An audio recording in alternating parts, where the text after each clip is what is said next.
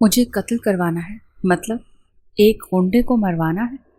اپنے بیگ سے چند ہزار کے نوٹ نکال کر وہ معصومیت سے اس کے آگے کرتے ہوئے بولی۔ بہرام خان نے حیرت سے اس چھوٹی سی کالج کی لڑکی کو دیکھا۔ وہ قتل کروڑوں میں کرتا تھا، یہ چند ہزار کے نوٹ دے رہی تھی۔ کسے مروانا ہے؟ بہرام خان نامی غنڈے کو۔ وہ میرے بابا کو دھمکی دیتا ہے۔ میرا نام پتہ ہے؟ وہ خون خوار غنڈا مسکرایا تھا۔ نہیں، میری دوست نے آپ کا بتایا، معصومیت سے بتایا گیا۔ کام ہو جائے گا، مگر معاوضہ میں اپنی مرضی سے لوں گا، کہہ کر اسی رات اس کے کمرے میں جاتا، اس کو اپنے بازوؤں میں بھر کر اس تاریک اور سنسان گودام کے اندر حبس اور خوف کی ایک ایسی چادر تنی ہوئی تھی کہ کمزور دل انسان کا دم گھٹ جائے۔ فضا میں سگریٹ کے دھوئیں کے مرغولے تیر رہے تھے اور وہ گودام کے وسط میں لگی ایک مدھم سی لائٹ کے نیچے اکیلا بیٹھا تھا۔ انڈر ورلڈ کی دنیا کا وہ بے رحم، خطرناک اور سب سے مہنگا ہٹ مین، جس کے نام کا مطلب ہی موت ہوتا تھا۔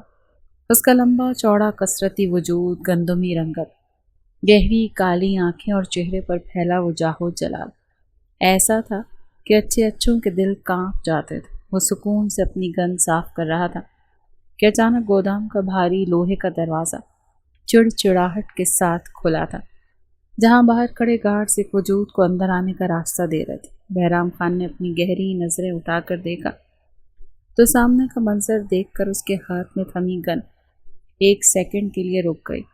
دروازے کے پاس کھڑی وہ دوشیزہ کوئی پختہ عمر عورت یا کوئی مافیا کی عورت نہیں تھی، بلکہ ایک معصوم، نادان اور نازک سی کالج کی لڑکی تھی، جس نے سفید رنگ کا کالج یونیفارم پہن رکھا تھا۔ اس کے چہرے پر خوف کی سفید چادر تنی ہوئی تھی اور وہ لرزتے قدموں سے اندر آ رہی تھی۔ اس کے چھوٹے سے ہاتھ میں ایک پرانا پرس تھا، جسے وہ اتنی سختی سے بھینچے ہوئی تھی کہ اس کی کلائیاں سفید پڑ رہی تھیں۔ وہ لڑکی جو اپنے باپ کی محبت میں اندھی ہو کر آج موت کے سب سے بڑے سوداگر کے سامنے کھڑی ہوئی تھی۔ بابو خان کون ہے یہاں؟ حور نے کانپتی ہوئی دھیمی آواز میں پوچھا تو اس کی آواز گودام کے خالی دیواروں سے ٹکرا کر گونجی تھی۔ بہرام نے اپنے لبوں پر ایک طنزیہ اور گہری مسکراہٹ سجائی اور اپنی گن کو ٹیبل پر پٹکتے ہوئے کرسی کی پشت سے ٹیک لگا گیا۔ اس کی عقابی نظریں حور کے معصوم چہرے کا طواف کر رہی تھیں۔ اس کے یوں دیکھنے پر حور کا دل اچھل کر حلق میں آیا تھا۔ میں ہی ہوں بابو خان، بولو بچے، کس کی موت کا پروانہ لکھوانے آئی ہو یہاں، اور تمہیں یہ پتہ کس نے دیا؟ بہرام کی بھاری اور گھمبیر آواز نے حور کے پورے وجود کو کپ کپا کر رکھ دیا تھا۔ اس نے شاید ہی آج تک اتنی روبدار آواز سنی ہو۔ بے ساختہ وہ 2 قدم پیچھے ہٹی، مگر پھر اپنے باپ کا روتا ہوا چہرہ اس کی آنکھوں کے سامنے گھوم گیا۔ اس نے اپنی ہمت مجتمع کی اور آگے بڑھ کر لرزتے ہاتھوں سے اپنا پرس کھولا اور اس میں سے چند ہزار روپے نکال کر سیدھے بہرام خان کے سامنے ٹیبل پر رکھ دیے۔ وہ کل ملا کر 20-30 ہزار روپے تھے جو اس نے اپنی پاکٹ منی سے جمع کیے تھے۔ بہرام نے نوٹوں کو دیکھا اور پھر حیرت اور بے یقینی سے حور کی طرف دیکھا تھا، جبکہ حور نے اپنے لبوں کو دانتوں تلے دبا کر اگلا جملہ بولا، جس پر وہ مزید حیران ہوا۔ مجھے ایک انسان کو مروانا ہے، وہ بہت ظالم ہے، وہ میرے معصوم باپ کو دھمکیاں دیتا ہے، انہیں جان سے مارنا چاہتا ہے۔ میں یہ چند ہزار روپے لائی ہوں، باقی کے پیسے میں تمہیں بعد میں قسطوں میں دے دوں گی، بس تم اس انسان کا خاتمہ کر دو۔ حور نے اپنی ازلی معصومیت سے بھیگی آواز میں کپ کپاتے ہوئے کہا تو بہرام خان کی آنکھوں میں ایک عجیب سا تاثر چمکا۔ اس نے سگریٹ کا ایک لمبا کش لیا اور دھواں حور کے چہرے کی طرف اچھالتے ہوئے دھیمے سے اس کی جانب جھکنا چاہا۔ Interesting, very interesting. اچھا چلو نام بتاؤ اس بدبخت کا جس کی جان کی قیمت ایک حسین دوشیزہ ان چند ہزار نوٹوں سے لگانا چاہتی ہے۔ بہرام نے ٹیبل پر جھکتے ہوئے سرگوشی نما لہجے میں کہا تو حور نے گہرا سانس لیا اور اپنے آنسو پونچھ کر پوری مضبوطی سے وہ نام لیا، جسے سن کر خود بہرام خان کے اپنے گارڈز کے ہاتھ گنوں کے ٹریگر پر جم گئے تھے اور خود بہرام کا چہرہ ایک سیکنڈ کے لیے بالکل سپاٹ اور بے یقین ہوا تھا۔ اس کا نام بہرام خان ہے، وہ اس شہر کا سب سے بڑا غنڈہ ہے، تم اسے مار دو۔ حور نے معصومیت کا بم پھوڑا تو گودام کے اندر ایک دم ایسا سکوت چھایا کہ سوئی گرنے کی آواز بھی وہاں سب سکون سے سن سکتے تھے۔ بہرام خان نے چند پل ساکت رہ کر حور کو دیکھا اور پھر وہ ایک ایسا بلند اور ہیبت ناک قہقہہ لگا گیا جس نے حور کی روح تک کو لرزا دیا تھا۔ وہ ہنستا وہ اپنی کرسی سے کھڑا ہوا اور آہستہ آہستہ حور کے قریب آنے لگا۔ حور ڈر کے مارے پیچھے ہٹنے لگی، یہاں تک کہ اس کی پشت گودام کی ایک لوہے کے ستون سے جا لگی۔ بہرام خان اس کے بالکل سامنے آ کر کھڑا ہو گیا۔ اس کا لمبا چوڑا وجود حور کے اوپر ایک سائے کی طرح منڈلا رہا تھا۔ بہرام خان کو مارنا چاہتی ہو؟ نائس، کام ہو جائے گا لڑکی۔ بہرام خان کا کام تمام کرنا میرے بائیں ہاتھ کا کھیل ہے، مگر یاد رکھنا یہ چند ہزار روپے میری فیس نہیں ہے۔ میرا معاوضہ میں اپنی مرضی کا لوں گا، اور وہ معاوضہ کیا ہوگا یہ میں تمہیں صحیح وقت پر بتاؤں گا۔ چلو اب اپنا نام اور پتہ اس کاغذ پر لکھو۔ بہرام نے ایک ڈائری اس کے سامنے کرتے ہوئے گہری آواز میں کہا تو حور نے جلدی سے کانپتے ہاتھوں سے اپنا نام حور اور اپنے گھر کا پتہ وہاں لکھ دیا۔ وہ اندر سے خوش تھی کہ اس نے اپنے باپ کے دشمن کو مارنے کا سودا کر لیا تھا۔ وہ بنا کچھ سوچے وہاں سے بھاگتی ہوئی باہر نکل گئی تھی، جبکہ بہرام خان اس کے جانے کے بعد اس کاغذ کو دیکھتا رہا، جہاں اس کے چہرے پر اب غصے اور جنون کے گہرے تاثرات ابھر چکے تھے۔ اس نے اپنے سب سے خاص گن مین کو اشارہ کیا جو فوراً آگے بڑھا۔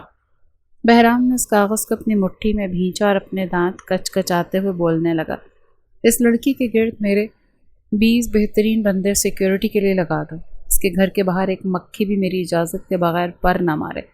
اس نادان لڑکی کو یہ اندازہ ہی نہیں ہے کہ کس کی موت کو خریدنے نکلی ہے اور یہ خود کس آگ کے ساتھ کھیل رہی ہے۔ بہرام خان کی اس وحشتناک آواز کے ساتھ گودام کی لائٹ ایک دم بند ہوتی، ہر طرف اندھیرا پھیلا گئی۔ کالج سے واپس آنے کے بعد سے حور کے دل کی دھڑکنیں اپنے قابو میں نہیں آ رہی تھی۔ وہ اپنے کمرے میں کھڑکی کے پاس بیٹھی مسلسل باہر سڑک کی طرف دیکھ رہی تھی، جہاں رات کا گہرا اندھیرا پوری طرح سے پھیل چکا تھا۔ بارش کی ہلکی ہلکی بوندیں شیشے سے ٹکرا رہی تھیں اور کمرے میں پھیلا ہوا سکوت حور کے اندر کے خوف کو مزید بڑھا رہا تھا۔ وہ بار بار اپنے چھوٹے سے پرس کو دیکھتی جس میں اب صرف چند 100 روپے تھے۔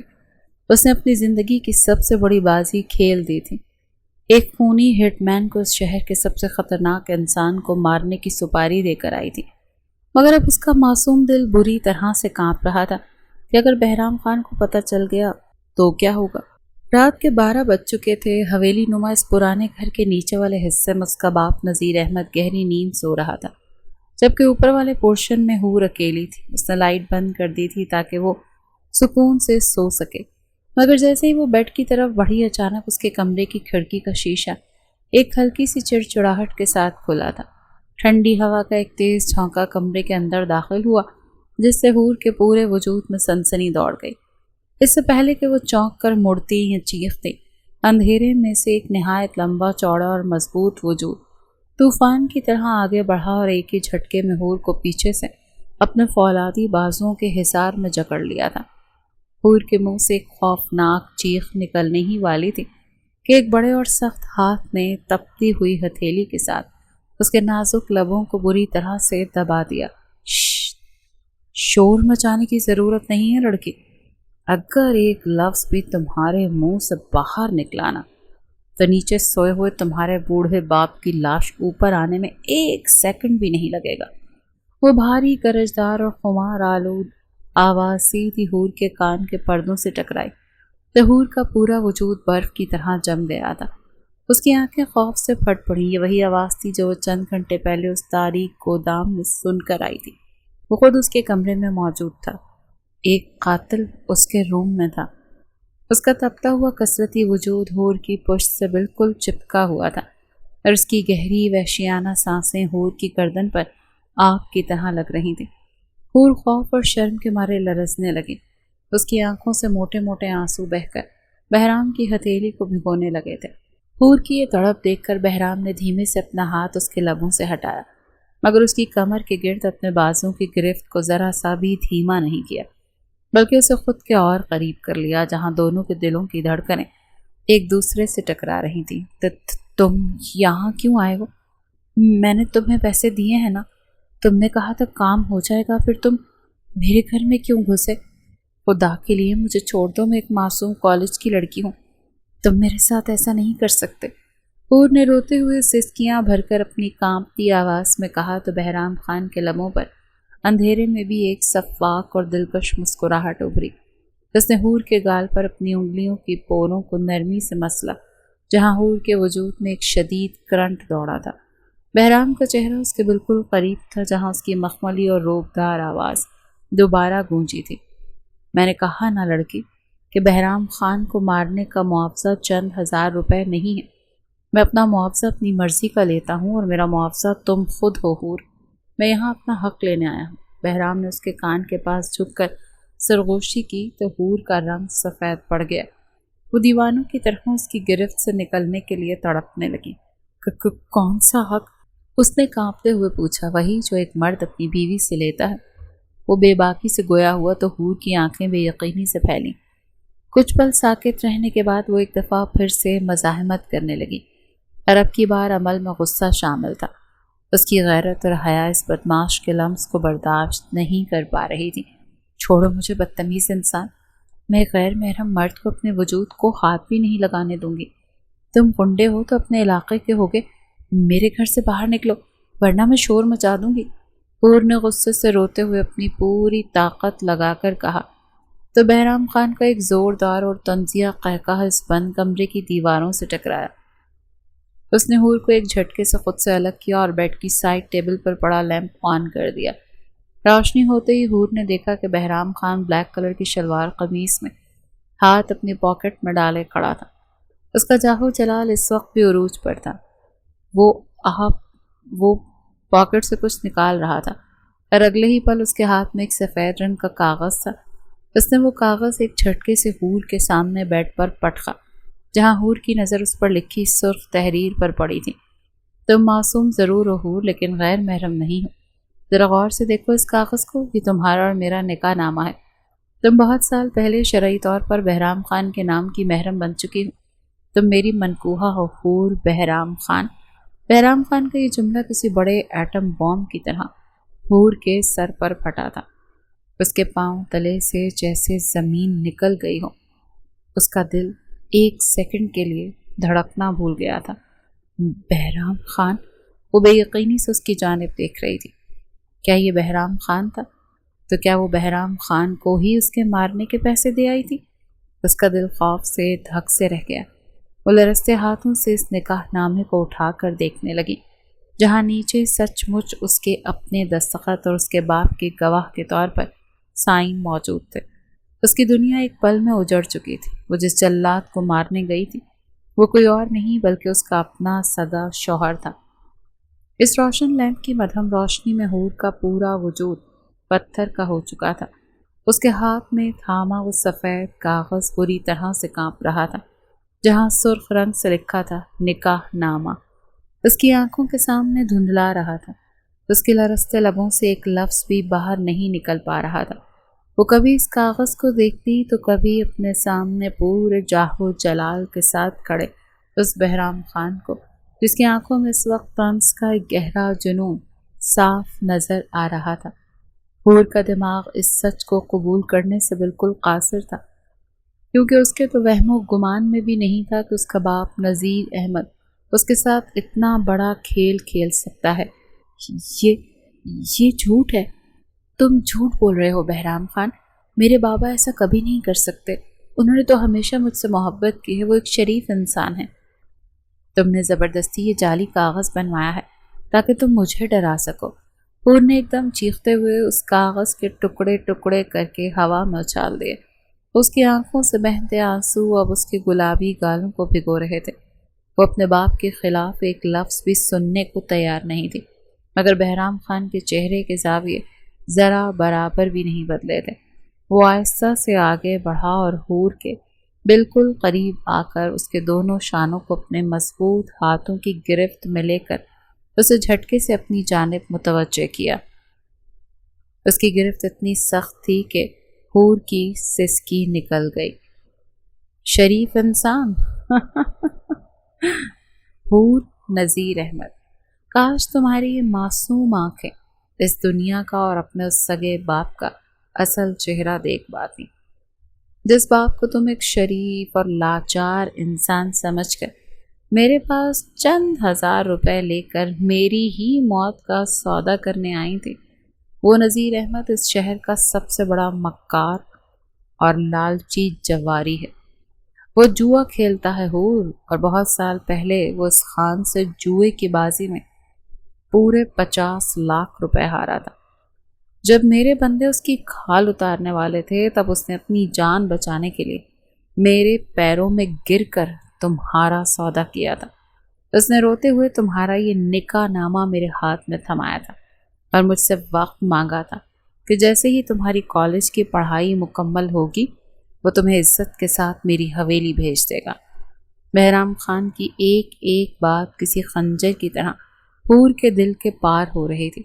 اس کا سر چکرانے لگا تھا اور وہ نڈھال ہو کر بیٹھ کے کنارے پر جا گری تھی۔ نہیں، ایسا نہیں ہو سکتا، بابا مجھے بیچ نہیں سکتے۔ حور نے اپنے کانوں پر ہاتھ رکھ لیے۔ وہ اس سچائی سے بھاگنا چاہتی تھی مگر بہرام خان نے اسے چین نہیں لینے دیا۔ وہ اس کے سامنے جھکا اور اس کے چہرے سے زبردستی ہاتھ ہٹا کر اس کی جھیل جیسی آنکھوں میں دیکھتے ہوئے بولا، جبکہ اس کا لہجہ مزید سخت ہو چکا تھا، سچ کڑوا ہوتا ہے میری جان۔ تمہارا وہ مکار باپ اب اپنے وعدے سے مکر چکا ہے کیونکہ اس کے سر پر جوئے کا مزید قرض چڑھ چکا ہے اور اب وہ تمہیں کسی اور مالدار بڈھے کو بیچنے کا پلان بنا رہا ہے۔ اس نے تمہیں مہرا بنایا، تمہیں جھوٹ بولا کہ بہرام خان اسے جان سے مارنے کی دھمکیاں دے رہا ہے تاکہ تم معصومیت میں میرے پاس آؤ اور میں تمہاری صورت دیکھ کر پگھل جاؤں اور تمہارے باپ کا قرضہ معاف کر دوں، یا پھر تم کسی طرح مجھے راستے سے ہٹا دو۔ بولو حور، اب بھی تمہارا وہ باپ تمہاری نظر میں معصوم ہے؟ بہرام نے اپنے دانت کچ کچا کر پوچھا تو حور کا دل حلق میں آ گیا۔ اس کے ذہن میں وہ سارے منظر گھوم گئے جب اس کا باپ راتوں کو دیر سے گھر آتا تھا، جب اکثر کچھ غنڈے اس کے گھر کے باہر چکر کاٹتے تھے، اور اس کے باپ نے روتے ہوئے حور سے کہا تھا کہ بیٹا بہرام خان ہمیں مٹا دے گا۔ اس کے ذہن میں کئی سوال ابھرنے لگے تھے کہ کیا واقعی اس کے باپ نے اس کا سودا کر دیا تھا؟ اس کا دل پھٹنے کے قریب تھا۔ حور کا پورا وجود صدمے کی آخری حدوں کو چھو رہا تھا کہ اچانک نیچے والے پورشن سے کسی کے ہنسنے اور چائے کے کپوں کی کھڑک کھڑاہٹ کی آواز آئی۔ بہرام خان نے دھیمے سے اپنے لبوں پر ایک مسکراہٹ سجائی اور حور کا نازک ہاتھ اپنی مضبوط گرفت میں لیتے ہوئے اسے بیڈ سے کھڑا کیا۔ اس کی خمار آلود آنکھوں میں اب ایک نیا طوفان تھا جہاں وہ حور کو حقیقت کا آخری آئینہ دکھانے والا تھا۔ چلو میرے ساتھ حور۔ بہرام خان، جس باپ کو بچانے کے لیے تم نے اپنی پاکٹ منی کے چند ہزار روپے مجھے دیے تھے نا، ذرا نیچے چل کر دیکھو کہ وہ اس وقت اس اندھیری رات میں تمہارا سودا کس کے ساتھ کر رہا ہے اور تمہاری قیمت کیا لگا رہا ہے۔ بہرام نے سرد لہجے میں کہا اور حور کو زبردستی اپنے ساتھ کمرے سے باہر لے گیا جہاں نیچے ڈرائنگ روم میں حور کی زندگی کا سب سے بڑا دھماکہ اس کا منتظر تھا۔ سیڑھیوں کی لکڑی پر ہر قدم کے ساتھ حور کے بوجھل پاؤں تلے چرچرا رہی تھی۔ اندھیرا اس کے گرد گھیرا تنگ کر رہا تھا مگر اس سے زیادہ بھیانک وہ سچائی تھی جو نیچے ڈرائنگ روم کے دروازے سے روشنی کی لکیر بن کر اس کے چہرے پر پڑ رہی تھی۔ بہرام خان کا ہاتھ اس کی کلائی پر پوری طرح سے مضبوط تھا۔ اس کی گرفت میں کوئی وحشت نہیں تھی بلکہ ایک مان تھا جو حور کو جھنجھوڑنے کے لیے کافی تھا۔ ڈرائنگ روم کے ادھ کھلے کوارٹر سے سگریٹ کے کڑوے دھوئیں اور چائے کی بھاپ کے ساتھ کسی مرد کی بھاری اور مکروہ ہنسی باہر آ رہی تھی۔ حور نے لرزتے ہوئے اندر جھانکا تو اس کے پیروں تلے سے زمین سچ مچ سرکنے لگی تھی۔ اندر صوفے پر اس کا سفید پوش باپ نذیر احمد ایک بریف کیس کھولے بیٹھا تھا جس میں نوٹوں کی گڈیاں چمک رہی تھیں۔ اس کے سامنے اس شہر کا ایک بدنام زمانہ اور عمر رسیدہ بڈھا سیٹھ سلیمان بیٹھا مونچھوں کو تاؤ دے رہا تھا۔ نذیر احمد کے چہرے پر وہ لاچارگی اور معصومیت دور دور تک نہیں تھی جس کے پیچھے حور اب تک پاگل بنی ہوئی تھی۔ وہ نوٹوں کو گنتے ہوئے بائیں ہاتھ سے اپنی پیشانی کا پسینہ پونچھ رہا تھا۔ اس کے لبوں پر ایک ایسی مکارانہ مسکراہٹ تھی جو حور نے زندگی میں پہلے کبھی نہیں دیکھی تھی۔ سیٹھ صاحب یہ 50 لاکھ تو کچھ بھی نہیں ہیں۔ میری بیٹی ابھی کالج کی لاڈلی ہے، انتہائی اچھوتی اور معصوم ہے۔ آپ 70 لاکھ کی ڈیل فائنل کریں، میں کل رات ہی اسے آپ کے شہر سے دور والے فارم ہاؤس پر چھوڑ کر خود آؤں گا، اور بہرام خان تو اب راستے سے ہٹ ہی جائے گا۔ میری بیٹی اتنی نادان ہے کہ وہ خود اسے مارنے کی سپاری میرے ہی کہنے پر دے آئی ہے۔ نذیر احمد نے کمینگی سے ہنستے ہوئے کہا تو حور کا سانس اس کے حلق پتھر کی طرح سے اٹک گیا۔ اس کے وجود سے جیسے جان ہی نکل گئی ہو۔ وہ اپنے سگے باپ کے منہ سے اپنی ہی قیمت سن رہی تھی، وہ باپ جس کی ایک جھوٹی آہ پر وہ اپنی جان وارنے چلی تھی۔ اسے ایک منڈی کے مال کی طرح 70 لاکھ میں کسی کے حوالے کرنے کا معاہدہ کر رہا تھا۔ حور کے گھٹنے جواب دے گئے، وہ نیچے مٹی پر ڈھیر ہونے ہی والی تھی کہ بہرام خان کے چوڑے اور مضبوط سینے کا سہارا اس کی پشت کو ملا۔ اس نے حور کو گرنے سے پہلے ہی اپنے بازوؤں میں بھر لیا۔ بہرام کی کالی گہری آنکھوں میں اس وقت حور کے لیے کوئی محبت بھرا تاثر نہیں تھا، بلکہ ایک عجیب سا دکھ اور اس کا مان تھا جو وہ حور کو دینا چاہتا تھا۔ بہرام نے اپنے دانت کچکچائے اور حور کا ہاتھ چھوڑ کر ڈرائنگ روم کے بھاری دروازے کو ایک زوردار لات ماری۔ دھڑام کی آواز کے ساتھ جیسے ہی کواڑ دیوار سے ٹکرائے، اندر بیٹھے دونوں مرد خوف کے مارے اپنی جگہ سے اچھل پڑے تھے۔ نذیر احمد کے ہاتھ سے نوٹوں کی گڈی چھوٹ کر چائے کے کپ میں جا گری، جبکہ سیٹھ سلیمان کی آنکھیں مارے دہشت کے پھیل گئیں، کیونکہ ان کے سامنے اس شہر کا سب سے مہنگا اور خون خوار شوٹر بہرام خان اپنی پوری وحشت اور جلال کے ساتھ کھڑا تھا۔ اس کے چہرے کی سختی یہ بتا رہی تھی کہ وہ یہاں کسی کا خون پینے آیا ہے، اور اس کے پیچھے حور اپنے بھیگے چہرے اور بکھرے بالوں کے ساتھ کھڑی اپنے باپ کے مکار وجود کو تک رہی تھی۔ بہرام خان، تم یہاں کیسے؟ نذیر احمد کی زبان گنگ ہو چکی تھی اور اس کا چہرہ سیکنڈز میں زرد پڑ گیا تھا، جیسے اس نے سامنے اپنی موت کھڑی دیکھ لی ہو۔ بہرام خان نے اپنے لبوں پر ایک دل جلاتی مسکراہٹ سجائی۔ وہ آہستہ آہستہ چلتا ہوا میز کے قریب آیا اور اپنی جیب سے وہ 20,000 روپے نکالے جو حور نے اسے گودام میں دیے تھے۔ اس نے وہ نوٹ نذیر احمد کے مکار چہرے پر پورے زور سے دے مارے، جہاں وہ چند ہزار کے نوٹ پورے ڈرائنگ روم کی ہوا میں بکھر کر مٹی پر گرنے لگے تھے۔ بہرام کی گرجدار آواز نے حویلی کے در و دیوار کو ہلا کر رکھ دیا تھا۔ تم نے اپنی ہی بیٹی کا سودا کر دیا، اس پاکیزہ رشتے کا سودا کیا جو کئی سال پہلے تم میرے ساتھ جوئے کی بازی میں طے کر چکے تھے۔ ڈرائنگ روم کے وسط میں کھڑے نذیر احمد کی سانس جیسے اس کے حلق میں جم کر رہ گئی تھی۔ بہرام خان کا وہ دیو ہیکل وجود اور اس کے چہرے کی سفاکیت اس بات کا ثبوت تھی کہ وہ یہاں مذاق کرنے نہیں آیا تھا۔ سیٹھ سلیمان نے جیسے ہی بہرام خان کی پسٹل کی نالی چمکتی دیکھی، وہ بریف کیس وہیں چھوڑ کر دبے قدموں دیوار کے ساتھ ہوتا ہوا باہر کی طرف بھاگ نکلا، مگر بہرام نے اس کی طرف دیکھا تک نہیں۔ اس کی عقابی نظریں صرف نذیر احمد کے کانپتے ہوئے وجود پر ٹکی ہوئی تھی، جس کی پیشانی سے پسینے کی بڑی بڑی بوندیں ٹپک کر نیچے فرش پر گر رہی تھی۔ بہرام خان، میری بات سنو، یہ وہ نہیں ہے جو تم سمجھ رہے ہو۔ میں تمہارا قرضہ اتارنے کا انتظام کر رہا تھا۔ نذیر احمد نے لرزتی زبان سے جھوٹ کا آخری مکارانہ سہارا لینا چاہا، مگر اس بار اس کے اوپر بہرام کی درمیان حور آ کھڑی ہوئی تھی۔ اس کا اپنا چہرہ اس کے اپنے آنسوؤں سے بھیگ چکا تھا، زلفیں چہرے پر بکھری ہوئی تھیں اور آنکھوں میں اپنے سگے باپ کے لیے وہ حقارت اور دکھ تھا جو کسی انسان کو اندر سے مار دینے کے لیے کافی ہوتا ہے۔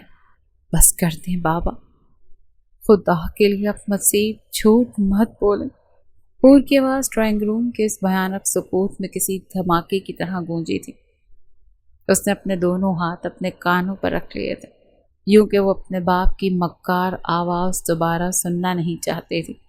میں پاگل تھی، نادان تھی، جو آپ کی جھوٹی لاچاری کو سچ سمجھ کر اس شہر کے سب سے خطرناک انسان کے گودام میں اسی کی موت کا پروانہ لکھوانے چلی گئی تھی۔ میں اپنی پاکٹ منی کے 20,000 روپے لے کر اس بہرام خان کو مارنے گئی تھی تاکہ آپ کی جان بچ سکے، اور آپ یہاں اندھیری رات میں 70 لاکھ روپے میں میری ہی عصمت کا سودا کر رہے تھے۔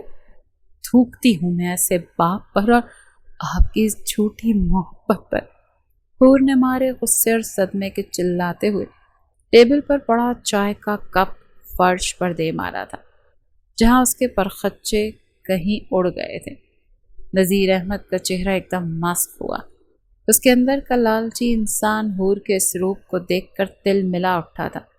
اس نے اپنی مٹھی بھینچی اور غصے سے حور کی طرف بڑھا کہ اس کا منہ بند کروا سکے، مگر اس سے پہلے کہ اس کا گندا ہاتھ حور کے چہرے تک پہنچتا، بہرام خان نے چیختے ہوئے ایک شیر کی طرح آگے بڑھ کر نذیر احمد کی کلائی کو ہوا میں ہی دبوچ لیا۔ بہرام کی انگلیوں کا دباؤ اتنا سخت تھا کہ نذیر احمد کے منہ سے ایک دردناک چیخ نکل گئی اور وہ گھٹنوں کے بل فرش پر جھکتا چلا گیا۔ اپنی حد میں رہنا سیکھو نذیر احمد، یہ لڑکی اب صرف تمہاری بیٹی نہیں ہے جس پر تم جب چاہو اپنا ہاتھ اٹھا دو۔ یہ بہرام خان کی منقوہہ ہے، میری عزت ہے، اور بہرام خان اپنی عزت پر اٹھنے والے ہاتھ کا پورا وجود ہی مٹی میں ملا دیتا ہے۔ بہرام نے اپنے دانت کچکچا کر نذیر احمد کے کان کے پاس پھنکارتے ہوئے کہا تو نذیر احمد کا پورا وجود خوف سے لرزنے لگا تھا۔ بہرام نے اسے ایک جھٹکے سے پیچھے دھکیلا جہاں وہ صوفے پر جا گرا، پھر مڑ کر حور کی طرف دیکھا تو حور نے اپنے چہرے کو دونوں ہاتھوں میں چھپا رکھا تھا اور اس کی ہچکیاں اس بند کمرے کو مزید بوجھل بنا رہی تھی۔ بہرام نے آہستہ سے آگے بڑھ کر حور کے لرزتے ہوئے نازک ہاتھوں کو اس کے چہرے سے ہٹایا۔ اس کی کالی گہری آنکھوں میں اس وقت دنیا جہاں کا تحفظ اور ایک عجیب سا جنون تھا جو حور کو اندر تک پگھلا گیا تھا۔ تم میرے ساتھ چلو گی، میں تمہیں اس جگہ ایک سیکنڈ نہیں رہنے دوں گا جہاں میری غیرت پر داغ لگے، اور تم، وہ حور سے کہتے ہوئے نذیر احمد کی جانب مڑا تو اس نے خوف سے سہم کر اس کی جانب دیکھا۔ اگر 10 دن میں میرا قرض نہ اتارا تو تمہاری موت میرے ہی ہاتھوں ہوگی۔ وہ راتے ہوئے بولتا وہ حور کا ہاتھ تھام کر زبردستی اسے اپنے ساتھ کھینچتا چلا گیا۔ باہر بارش اب طوفانی شکل اختیار کر چکی تھی۔ بجلی کی تیز چمک بہرام خان کی کالی گاڑیوں کے قافلے کو روشن کر رہی تھی، جہاں اس کے گارڈز ہاتھوں میں گنے لیے الرٹ کھڑے تھے۔ بہرام نے حور کے لیے گاڑی کا دروازہ کھولا اور اسے عزت کے ساتھ اندر بٹھایا، مگر جیسے ہی وہ خود ڈرائیونگ سیٹ پر بیٹھنے لگا، سامنے اندھیرے میں سے 2 کالی گاڑیاں تیز رفتاری سے آئیں اور انہوں نے بہرام خان کی گاڑی کا راستہ روک لیا۔ جب اچانک ان گاڑیوں میں سے کچھ مسلح نقاب پوش باہر نکلے تھے۔ سامنے کھڑی ان دونوں کالی گاڑیوں کی ہیڈ لائٹس کی تیز چمک نے حور کی آنکھوں کو چندیا دیا تھا۔ بارش کا پانی ان ہیڈ لائٹس کی روشنی میں شیشے کی طرح سے چمک رہا تھا، جہاں سے چاروں مسلح نقاب پوش ہاتھوں میں گنس لیے پوزیشن سنبھال چکے تھے۔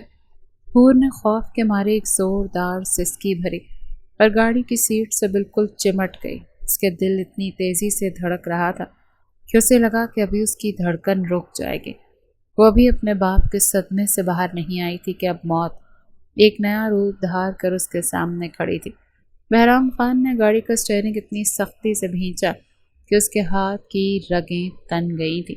اس کے چہرے پر خوف کا کوئی نام و نشان نہیں تھا، بلکہ اس کی کالی آنکھوں میں ایک وحشیانہ چمک ابھر آئی تھی۔ اس نے ایک گہری نظر اپنے برابر میں بیٹھی لرزتی ہوئی حور پر ڈالی جو اپنی چادر کو انگلیوں میں جکڑے خدا کو یاد کر رہی تھی۔ بہرام نے نہایت نرمی سے اپنا ایک ہاتھ اس کے سر پر رکھا، جہاں حور نے چونک کر اس خوبرو چہرے کی طرف دیکھا۔ گاڑی سے باہر مت نکلنا حور، اپنی آنکھیں بند کر لو اور جب تک میں نہ کہوں انہیں مت کھولنا۔ تمہارا شوہر ابھی زندہ ہے اور پٹھان کے جیتے جی اس کی عزت کی طرف کوئی اڑتی ہوئی نظر نہیں پڑ سکتی، گولی تو پھر دور کی بات ہے۔ بہرام نے نہایت گہری اور پرسکون آواز میں کہا اور گاڑی کا دروازہ کھول کر طوفانی بارش کے بیچ باہر نکل گیا۔ اس کا لمبا چوڑا وجود اس کالی رات میں کسی پہاڑ کی طرح ان نقاب پوشوں کے سامنے جا کر کھڑا ہوا تھا، جہاں اس کے اپنے گارڈز نے بھی پوزیشنز لے لی تھی۔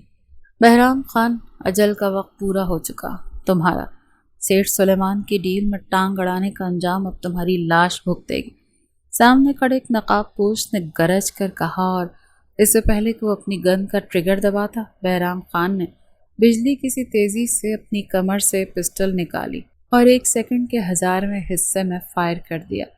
گولی اس نقاب پوش کی پیشانی کے باہر ہو گئی اور وہ ایک گہری سسکی بھر کر وہیں مٹی میں دھڑام سے گرا اور تڑپنے لگا۔ اسے ایک فائر کے ساتھ ہی جیسے سڑک پر بارود کا دھماکہ ہوا ہو، دونوں طرف سے اندھا دھند فائرنگ شروع ہو چکی تھی۔ گولیوں کی تڑتڑاہٹ اور بجلی کی کڑک نے رات کے سکوت کو مٹا دیا تھا۔ حور نے گاڑی کے اندر اپنے کانوں پر ہاتھ رکھ کر اپنی آنکھیں سختی سے بند کر لی تھیں۔ اس کے منہ سے مسلسل دعائیں نکل رہی تھیں اور باہر بہرام خان کسی زخمی چیتے کی طرح فائرنگ کر رہا تھا۔ اس کی پیٹھ پر ایک گولی چھو کر گزری تھی جہاں سے خون رس کر اس کی کالی قمیص کو بھگو رہا تھا، مگر اس کا جنون آخری حدوں پر تھا۔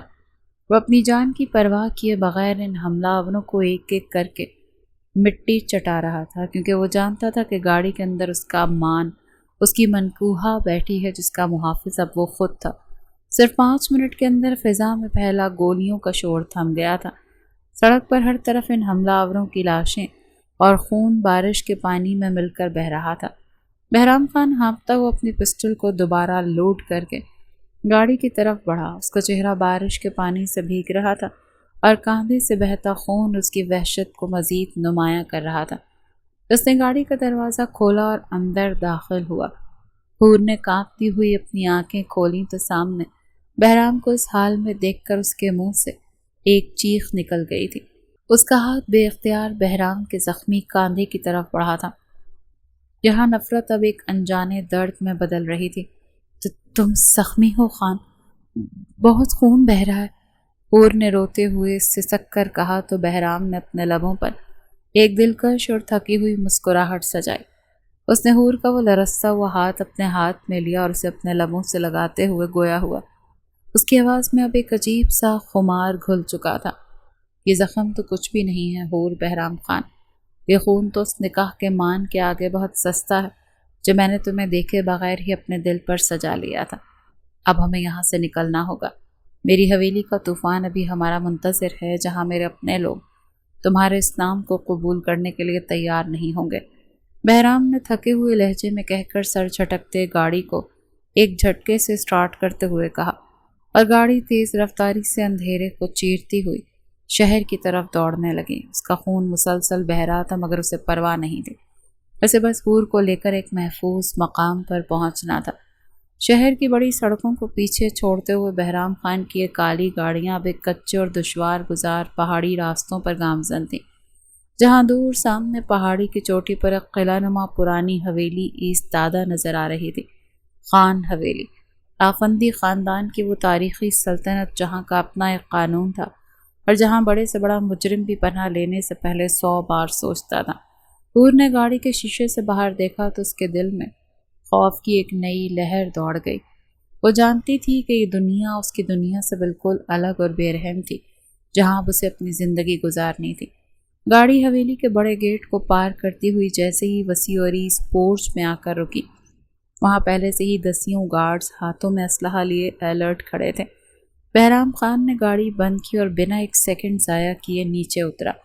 اس کے کاندھے سے بہتا ہوا خون اب جم چکا تھا مگر اس کی وجاہت اور جلال میں ذرا برابر بھی کمی نہیں آئی تھی۔ وہ گھوم کر گاڑی کی دوسری طرف آیا اور حور کے لیے دروازہ کھول کر اپنا مضبوط ہاتھ اس کے سامنے پھیلایا۔ جب حور نے کچھ پل ہچکچانے کے بعد اپنا نرم اور نازک سا ہاتھ اس کے سپرد کر دیا تھا، بہرام جیسے ہی حور کا ہاتھ تھامے حویلی کے مرکزی دالان کی طرف بڑھا، سامنے کھڑے وجود کو دیکھ کر اس کے قدم جم گئے تھے۔ دالان کے وسط میں ایک بوڑھا مگر ہیبت ناک شخص، سفید کلف لگے شلوار قمیص پر کالی واسکٹ پہنے، ہاتھوں کو پشت پر باندھے کھڑا تھا۔ وہ شخص کوئی اور نہیں بہرام خان کے چچا اور اس قبیلے کے سردار غیاث خان آفندی تھے۔ ان کی بظاہر پرسکون لیکن اندر سے زہر اگلتی آنکھیں جب بہرام کے حصار میں کھڑی حور پر پڑیں تو حویلی کا درجہ حرارت جیسے لمحوں میں گر گیا ہو۔ یہ میں کیا دیکھ رہا ہوں بہرام خان؟ تم اس جواری نذیر احمد کی بیٹی کو، اس جوئے کے مال کو آفندی حویلی کی مہمان بنا کر لا رہے ہو؟ غیاث خان کی روبدار آواز پورے صحن میں گونجی تو وہاں موجود گارڈز نے اپنی پوزیشنز مزید سخت کر لیں، جبکہ حور نے خوف کے مارے خود کو بہرام کے چوڑے شانے کے پیچھے چھپانے کی کوشش کی۔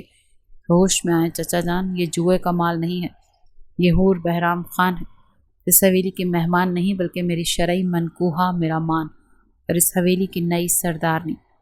اگر اس کی طرف کسی نے آنکھ اٹھا کر بھی دیکھا نا تو میں بھول جاؤں گا کہ اس حویلی کا پچھلا سردار کون ہے۔ بہرام نے اس پسٹل پر ہاتھ رکھتے ہوئے نہایت گرجدار اور ہیبت ناک آواز میں جواب دیا تو غیاث خان کا چہرہ مارے سبکی اور غصے کے سرخ پڑ چکا تھا۔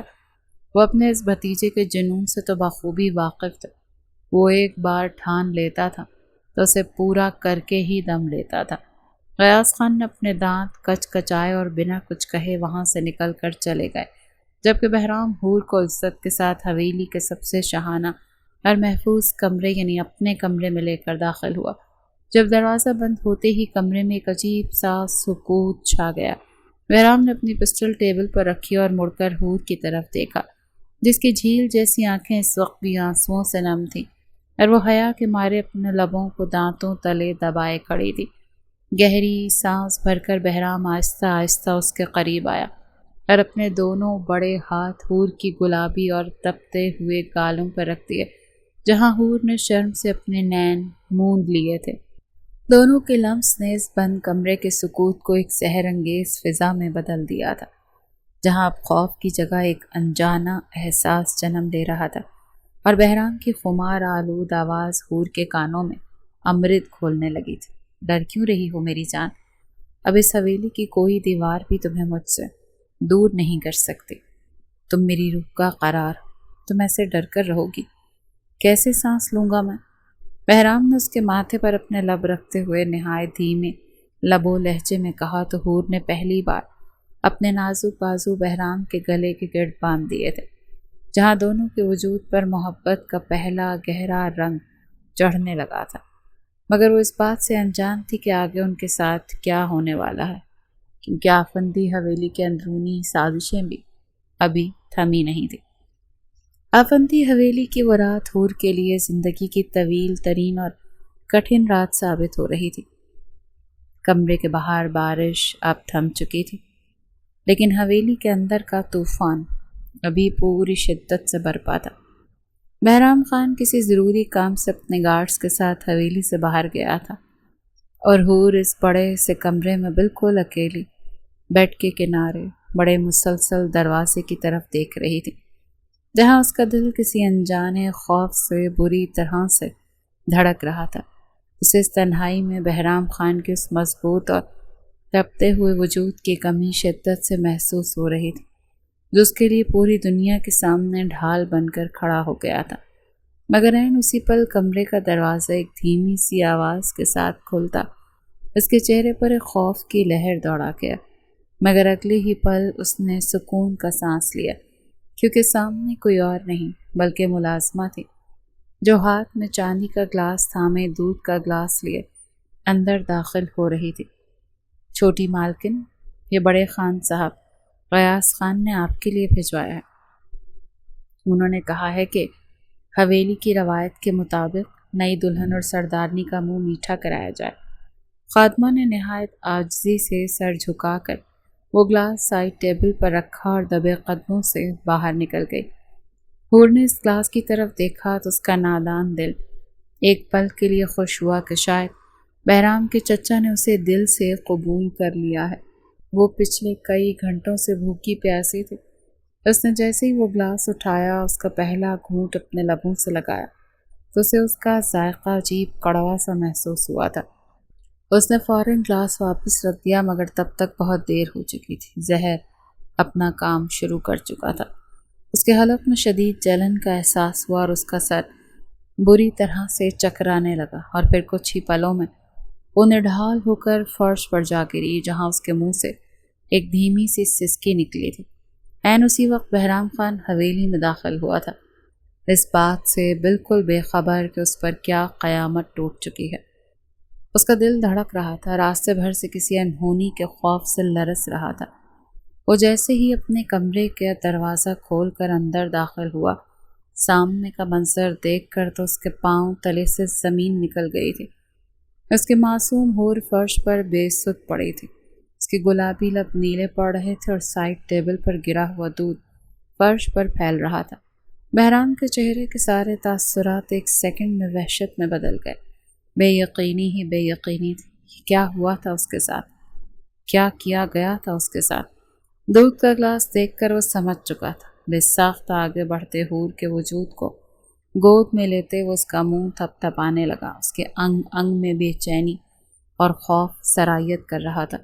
دنیا کو جوتے کی نوک پہ رکھنے والا، بنا سوچے لوگوں کی جان لے لینے والا یہ شخص آج اس معصوم لڑکی کو ہوش و حواس سے بیگانہ دیکھ کر اپنی ہمت ہار گیا تھا۔ کسی اپنے کے چھن جانے کا خوف دل میں ڈیرا جما گیا تھا۔ اس کی حالت دیکھ کر بہرام خان کا جگر پھٹ رہا تھا۔ حور میری جان، اپنی آنکھیں کھولو۔ تمہز خان کی قسم حور، اپنی یہ جھیل جیسی آنکھیں بند مت کرنا۔ دیکھو تمہارا شوہر تمہارے پاس آ گیا ہے۔ بہرام کی بھاری آواز میں اس وقت دنیا جہان کا درد اور تڑپ کھل چکی تھی۔ اس نے حور کے چہرے کو اپنے لرزتے ہاتھوں میں بھرا، جہاں حور نے بڑی مشکل سے اپنی نیند و آنکھیں کھول کر بہرام کے اس حسین چہرے کو دیکھا، جس کی آنکھوں سے اس وقت سرخ آنسو بہہ رہے تھے۔ حور نے اپنا ایک لرزتا ہوا ہاتھ بہرام کے گال پہ رکھا، جہاں اس کی سانسیں اکھڑ رہی تھیں۔ بہرام خان، مجھے چھوڑ کر مت جانا، مجھے آپ کے پاس رہنا ہے۔ بابا نے تو میرا سودا کر دیا تھا، مگر آپ نے مجھے جینا سکھایا ہے۔ انہوں نے اپنی آخری سسکی کے ساتھ اپنا سر بہرام کے دل پہ رکھ دیا، جہاں اس کا وجود بالکل ہی شل ہو گیا تھا۔ اس کا ایک طرف کو سر ڈھلک چکا تھا۔ بہرام خان نے اس کا وجود بازوؤں میں بھرا اور پھر اسے کہے باہر کی جانب بھاگا تھا۔ خوف سے اس کا دل سکڑ رہا تھا جب سامنے سے اس کی نگاہ غیاث خان کی جانب اٹھی تھی۔ بہرام نے اپنے دانت کچکچائے اور ایک ہیبت ناک دھاڑ کے ساتھ ان کی جانب دیکھا۔ اس کا جنون ایک بارود بن کر پھٹنے کے لیے تیار تھا، کیونکہ غیاث خان نے اس کی زندگی پر ہاتھ ڈالا تھا۔ خان حویلی کا وہ وسیع و عریض دالان اس وقت کسی مقتل گاہ کا منظر پیش کر رہا تھا، جہاں فضا میں ایک ہیبت ناک وحشت پھیلی ہوئی تھی۔ بہرام خان اپنی پوری شان و شوکت اور وجاہت کے ساتھ دالان کے وسط میں کھڑا، اس کا ایک مضبوط بازو حور کے نازک وجود کے گرد کسی فولادی حصار کی طرح لپٹا ہوا تھا، جیسے حویلی کے سب سے ماہر ڈاکٹر نے بروقت اس کا علاج کر کے زہر کے اثر سے بچا لیا تھا، کیونکہ شہر کافی دور تھا اور اتنا خطرہ مول لینا اس کی جان لے سکتا تھا۔ حور نے حیا اور مان کے ملے جلے تاثرات کے ساتھ اپنا سر بہرام کے چوڑے شانے سے ٹکا رکھا تھا۔ اس کا چہرہ بہت پرسکون تھا، مگر سامنے کھڑے وجود کے چہرے پر پھیلی سفاکیت اب ختم ہونے والی تھی۔ غیاث خان اپنے ہاتھ میں چاندی کی لاٹھی تھامے صحن کے بیچوں بیچ کھڑے تھے۔ ان کے چہرے پر اہنکار اور گردن میں غرور تنا ہوا تھا، جو کبھی اس حویلی کی روایت ہوا کرتا تھا۔ ان کی بوڑھی مگر خمار آلود آنکھیں جب اپنے بھتیجے کے حصار میں اس جواری کی بیٹی پر پڑیں تو ان کے جبڑے سخت ہوئے۔ انہوں نے زور سے اپنی بندوق کا رخ سیدھا حور کے ماتھے کی طرف کر دیا تھا، جہاں حویلی کے باقی بندے بھی خاموش کھڑے اس طوفان کا تماشا دیکھ رہے تھے۔ یہ کیا بے غیرتی ہے بہرام خان، تم ایک چوہے کے مال کو، اس نذیر احمد کی بیٹی کو میری حویلی کی دہلیز پار کروا کے لائے ہو، اور اب تم اس کی وجہ سے میرے مد مقابل آ رہے ہو؟ اس کی اتنی اوقات ہے؟ ہٹ جاؤ اس کے آگے سے، ورنہ میں ابھی اس کا بھیجا اس حویلی کی مٹی میں ملا دوں گا۔ غیاث خان کی دھاڑ پورے مجمع میں گونجی تو حور کا پورا وجود خوف سے لرز اٹھا۔ اس نے اپنے ناخن بہرام کے شانے میں چبھا دیے تھے، مگر بہرام کا چہرہ ایک پل کے لیے اس قدر سنجیدہ اور ہیبت ناک ہوا کہ وہ وہاں کھڑے ہر شخص کو حیران کر گیا تھا۔ اس نے بنا ایک سیکنڈ ضائع کیے اپنی کالی چمکتی ہوئی پسٹل نکالی اور اس کا رخ سیدھا اپنے چچا غیاث خان کے سینے پر تان دیا تھا۔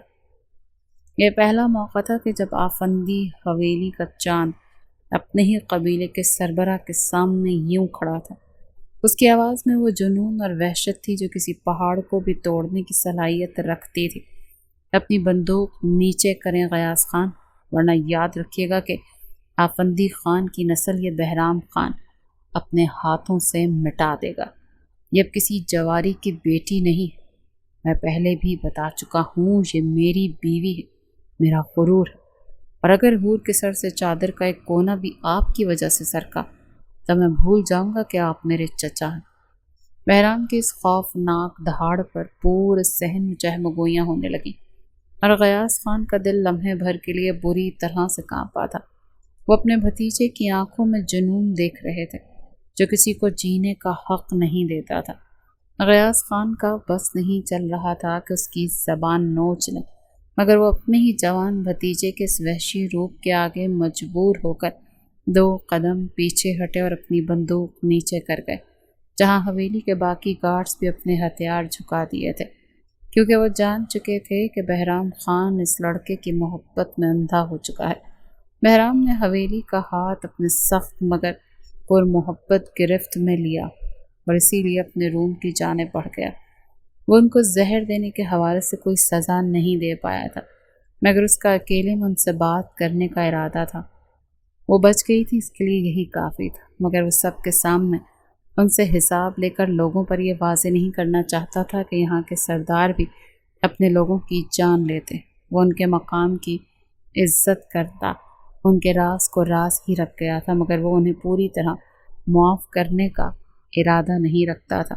مجھے معاف کر دینا میری جان، میں نے تمہیں اس حویلی کے طوفان میں اکیلا چھوڑا، مگر خدا کی قسم اب یہ بہرام خان تمہاری آنکھ میں ایک آنسو بھی نہیں آنے دے گا۔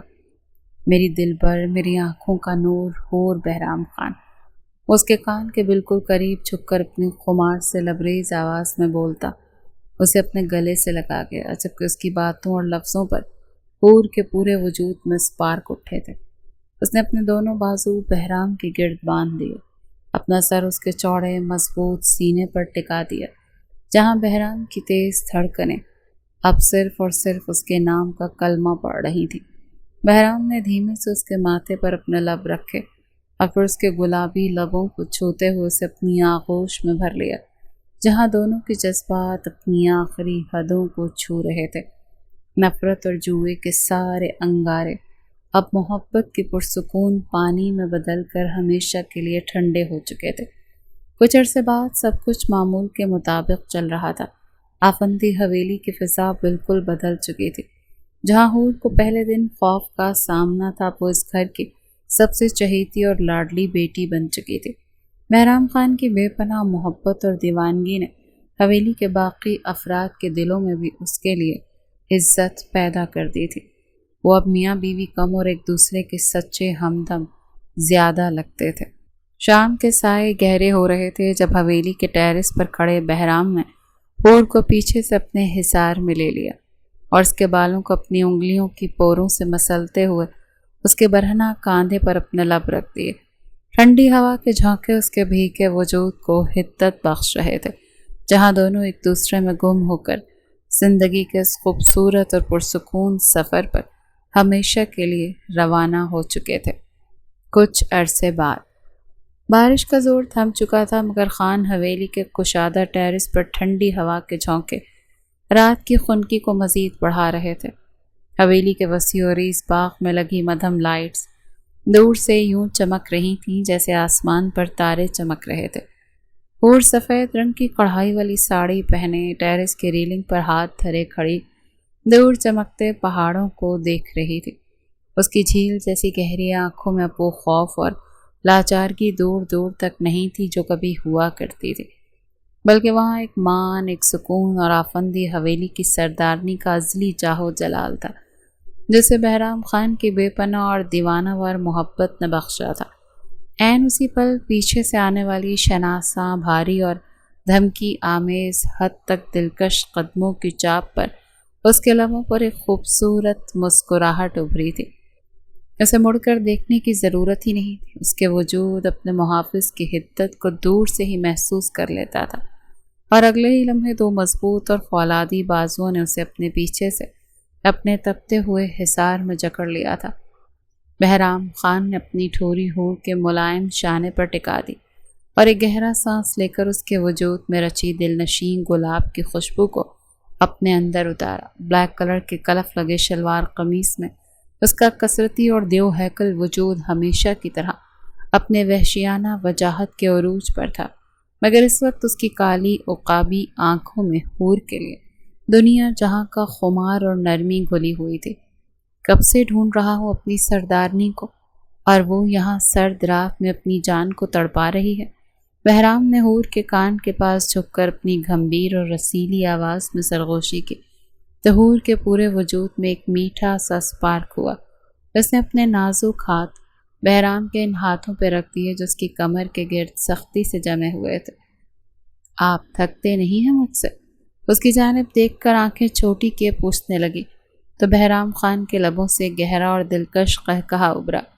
اس نے حور کو ایک ہی جھٹکے میں اپنی طرف موڑتے شدت سے گھمایا، جس سے حور کی ساڑی کا پلو اس کے شانے سے سرک گیا، مگر اس سے پہلے کہ اسے سنبھالتی بہرام کی تپتی ہوئی پوروں نے اس کے برہنہ شانے کو چھو لیا تو حور نے بے اختیار اپنی آنکھیں موندے ایک گہری سانس بھری۔ تھکنا کسے کہتے ہیں حور؟ اس پٹھان کی لغت میں یہ لفظ نہیں ہے۔ بہرام کا لہجہ مزید گہرا اور مخملی ہو چکا تھا۔ اس نے حور کے چہرے کو اپنے دونوں بڑے ہاتھوں کے پیالے میں بھرا، اس کی مخروطی ٹھوڑی کو ذرا سا اوپر اٹھایا تاکہ وہ اپنی زندگی کو جی بھر کر دیکھ سکے۔ لوگ کہتے ہیں کہ وقت کے ساتھ محبت کا رنگ پھیکا پڑ جاتا ہے، مگر اس بہرام خان کا جنون تو ہر گزرتے دن کے ساتھ بڑھتا ہی جا رہا ہے۔ تم وہ پہلی اور آخری لڑکی ہو حور جس نے چند ہزار روپے دے کر اس خونی ہٹ مین کی روح کو ہمیشہ کے لیے خرید لیا تھا۔ اب یہ جان بھی تمہاری، یہ حویلی بھی تمہاری، اور اس خان کا دل بھی صرف تمہارا۔ اس نے محبت سے کہتے چند ہزار والی بات پر بمشکل اپنی مسکراہٹ دبائی۔ گوہور نے اس کی جانب خفگی سے دیکھا۔ بھول بھی جائیں اب اس بات کو، وہ خفا سا انداز اپنا کر بولتی وہاں اس کے سینے پر مکہ مار گئی۔ میری جان، مجھے تم سے بے تحاشا محبت ہے۔ اس کے خفا ہونے پر اس کے بازو تھام کر محبت سے ہنستے ہوئے بولا۔ حور کی آنکھیں محبت کے اعتراف پر ایک بار پھر نم ہو گئیں، مگر یہ آنسو دکھ کے نہیں بلکہ اس لازوال تحفظ کے تھے جو اسے اس مرد کی آغوش میں ملا تھا۔ اس نے اپنے دونوں نازک بازو بہرام کے گلے کے گرد حائل کر دیے اور خود کو اس کے چوڑے مضبوط سینے میں چھپا لیا۔ میں بہت خوش قسمت ہوں خان، اس دن اگر میں آپ کو مارنے کی سپاری نہ دیتی تو شاید زندگی کے اس خوبصورت رنگ سے ہمیشہ کے لیے محروم رہ جاتی۔